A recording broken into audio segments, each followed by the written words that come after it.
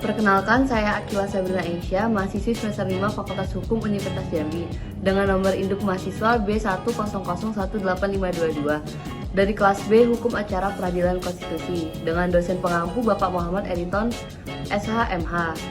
Video ini saya buat untuk memenuhi nilai ujian tengah semester saya.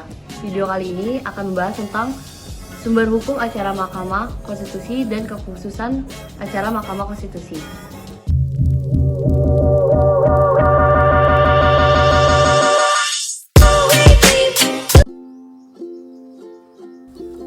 Sumber hukum acara MK. Kata sumber hukum menurut Zevenbergen sering digunakan dalam beberapa arti, yaitu sebagai asas hukum, sebagai sesuatu yang merupakan permulaan hukum, misalnya kehendak Tuhan, akal manusia, jiwa bangsa, dan sebagainya. Menunjukkan hukum terdahulu memberi bahan-bahan kepada hukum yang sekarang berlaku di hukum Prancis dan hukum Romawi. Sebagai sumber berlakunya yang memberikan kekuatan berlaku secara formal kepada peraturan hukum atau penguasa masyarakat. Sebagai sumber dari mana kita dapat mengenal hukum, misalnya dokumen, undang-undang, lontar, batu tertulis, dan sebagainya. Sebagai sumber terjadinya hukum atau sumber yang menimbulkan hukum.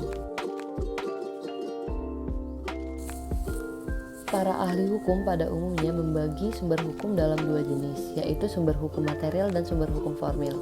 Untuk mengetahui sumber hukum acara MK, tentu juga dapat didekati dari aspek material dan formil.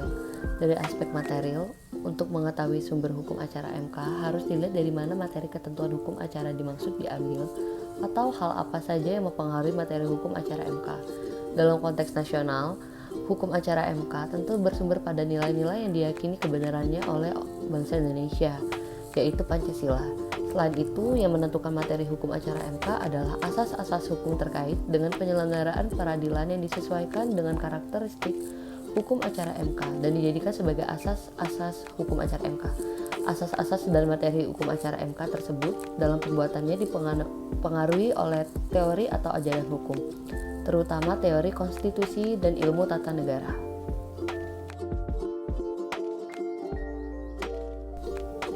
Sedangkan sumber hukum formil hukum acara MK adalah ketentuan hukum positif yang mengatur hukum acara MK atau paling tidak terkait dengan hukum acara MK.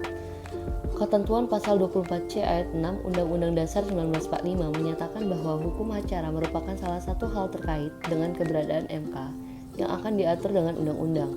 Hukum acara MK diatur dalam UU MK, yaitu pada bab 5 mulai dari pasal 28 hingga pasal 85. Selain UU MK, tentu terdapat berbagai ketentuan perundang-undangan lain yang terkait dengan wewenang MK. Beberapa UU lain yang juga menjadi sumber hukum dalam proses peradilan MK antara lain sebagai berikut.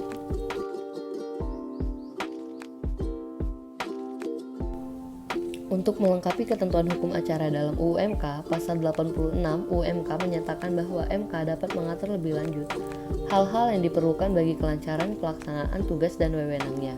Penjelasan pasal ini menyatakan bahwa ketentuan tersebut dimaksudkan untuk mengisi kemungkinan adanya kekurangan atau kekosongan dalam hukum acara.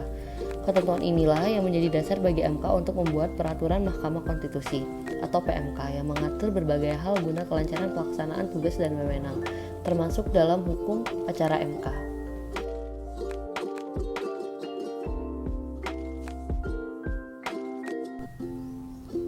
PMK yang mengatur hukum acara MK meliputi sebagai berikut.